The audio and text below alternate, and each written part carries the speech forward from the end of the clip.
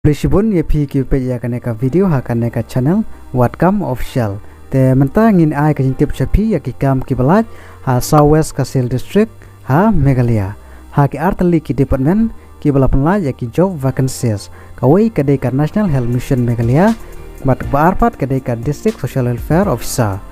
ki badai ha ka Southwest Kasil district Meghalaya te pe ya kane ka video ha do banda kot te ha kane ka channel Watkam official in permi kum kini kijaj video ki bede ki khobor like kam kada pisau tanat basngap kum kini kijaj video sewa ban like ya ka video kenang bangin nang yo mensim susu ban permi kum kini kijaj video but warklet ban subscribe ya ka channel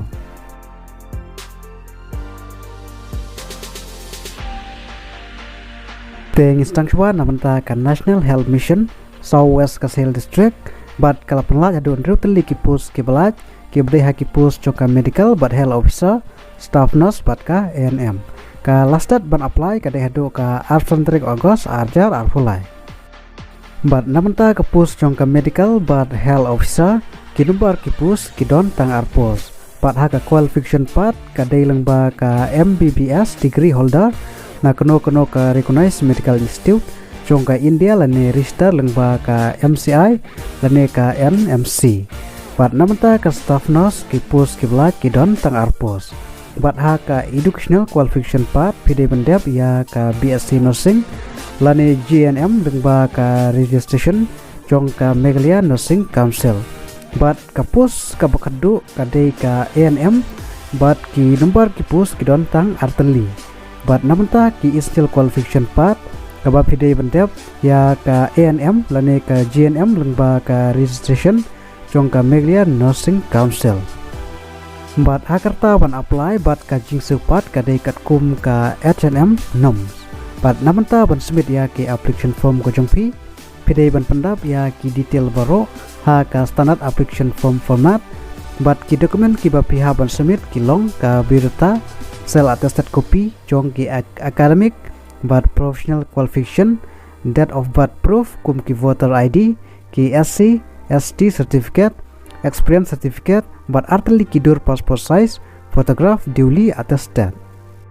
But pihak submit sya ka office chong ka district medical but health officer, com member secretary, district health society, Southwest Kasil district, Mokerwat.